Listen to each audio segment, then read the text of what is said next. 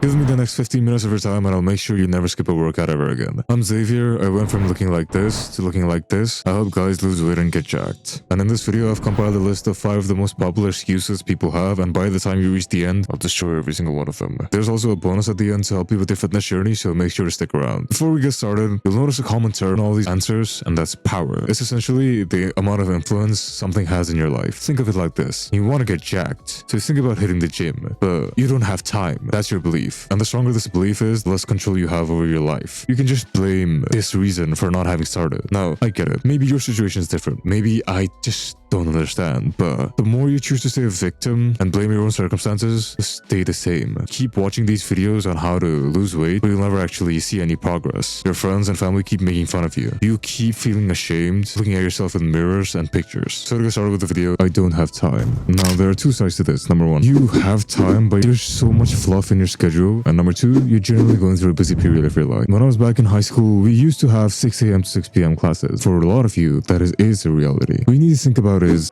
fitness a long-term goal for you? You want this to last a long time, don't you? If you learn how to implement fitness right now when you're extremely busy, think about how much exponentially easier it will be to stick to it when you're not as busy or going through another period of life. If you keep delaying, not losing weight, not hitting the gym, how much longer will you keep being fat?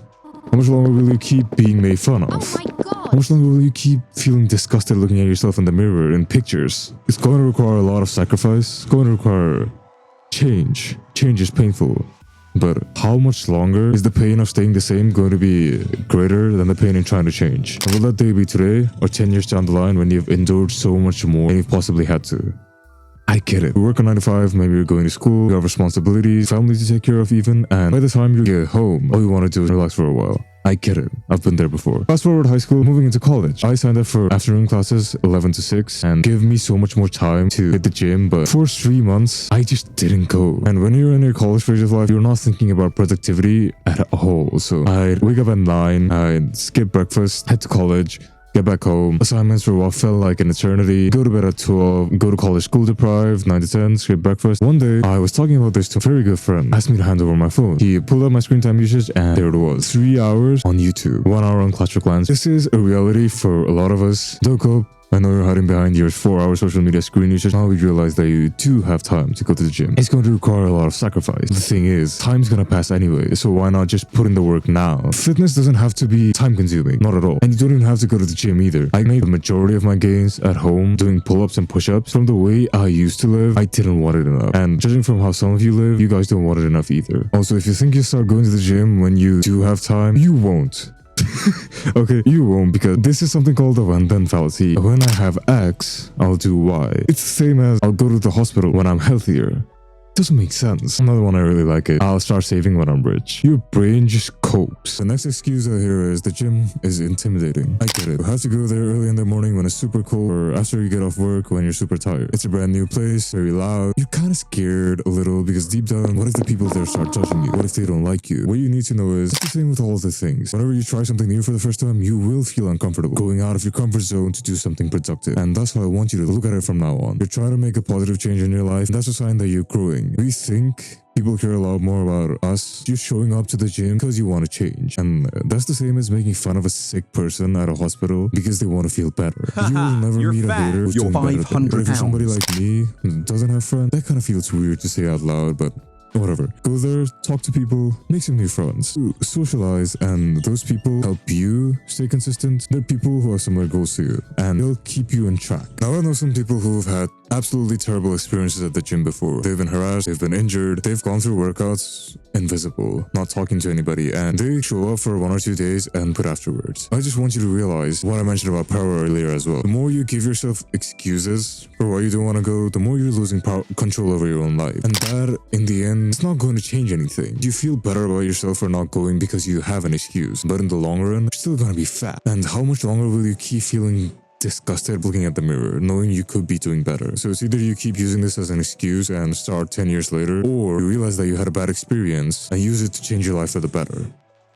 Next up we have, I'm scared of what people might think. Now, this one's a little sad because it comes from people you know, people you love, people you've spent the most time around with, your family and friends. So for the longest time, people would shout on me because I was just fat. I'd be winning an argument at school. Sure, I might be wrong, but you're fat. Obviously, I was insecure, and that would shut my brain off. These indirect comments, it's even worse with friends because they're so fucking blunt about it. People use this excuse a lot because they have this fear of sticking out. You've gotten so used to being bullied, and just the thought of your friends and family finding out that you're trying to lose weight makes you scared. Your brain's used to being the fat kid who's getting made fun of. That's such an inhumane way to go about it because that's how your brain feels fit in society. You don't want to get judged, and it is genuinely sad. Your friends and your family, the people who should be the closest to you, they're the ones you're most scared of. They're the ones who are preventing you from changing. You're honestly trying to change for the better. Your friends, your family, instead make it harder for you to change. You can use this as a coping mechanism to just stay the way you are, just stay fat, but you have to realize nothing's gonna change. Who gives a shit what your high school friend thinks about you? In 5 years' time, you won't see his face ever again. Why would you continue living for the sake of somebody who opinion will even matter to you? And with family, it's even simpler. You're not living for them. So how long are you going to keep being a victim to your own circumstances and just suck it up and change?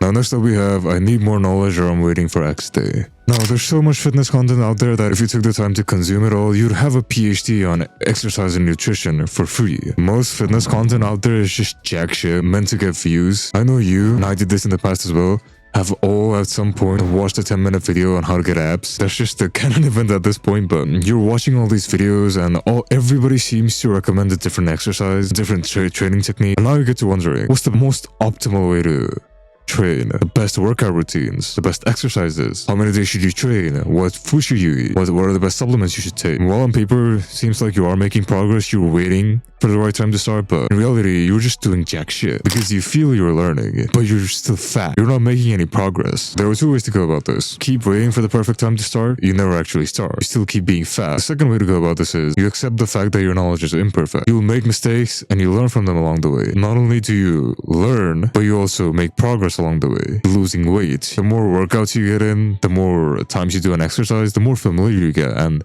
guess what? You become better doing the exercise itself than looking up how to do the exercise on YouTube. And the second part to this is I'm waiting for X day. This goes with the when then fallacy that I mentioned in the first point. When I have X, I'll do Y. When I have money, I'll start saving. You don't have money because you don't save. When I'm healthier, I'll go to the That one will always crack me up, goddammit. This never works, and you know this yourself as well. People have New Year's resolutions, but they just start today. They'll make so much more progress accepting the fact that you'll never have the perfect time. Now for the final point, the thing that you'll be stuck on for the longest, I just can't be consistent. This is a combination of all the previous points, but on steroids. Think about it, everything's against you. You have to get up early, you have to go to this brand new place you've never been to before, do something you don't like, stop eating the food you want. On top of that, you don't get to see results instantly. And that's what filters out most people. And that's a sacrifice you will have to make. It took me an entire year just to get consistent with my 4 days a week workout plan. An entire year. We make fitness harder than it should be. You can lose weight and get jacked doing 3 workouts a week for 40 minutes each. That's all it takes. I've been eating cinnamon rolls and chocolate chip cookies every weekend and still lost over 8 kilos. It's about making smart decisions throughout the day. It's okay if you can't stay consistent. You subconsciously compare yourself to all these people and it feels very overwhelming. But what you need to realize is that the only competition you have is the person you were last week. If you overcome that version of you, the version of you who gave so many excuses on why he never wanted to start, if you just do better than he did last week, you're making phenomenal fucking progress. When you're starting out, it's going to be extremely overwhelming. It's going to be difficult. So even if you don't make progress, you have to pat yourself on the back for trying in the first place. Because the older you could never even comprehend the things you're doing right now.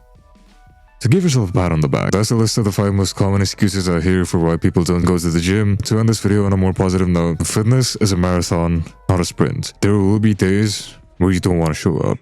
There will be days where you don't want to do it. There will be days where you don't want to stick to your diet. There will be days where you don't want to do the cardio. And the more days on which you do these things, even when you don't want to, that is a massive indicator on whether you succeed or not. But it doesn't help that you have a social media addiction and you're constantly being compared to all these people you see online. Whenever you have these feelings of not feeling good enough, feeling down, you're doubting your own progress, you're not sure whether you should keep continuing, just know that deep down in you, the former fat kid, he would be amazed, so much happy at the progress you've made. Because the former you could have never even imagined coming so far and having the balls to actually change. Just know that your past self will be so proud of you and your future self will thank you because you did decide to do the hard work today.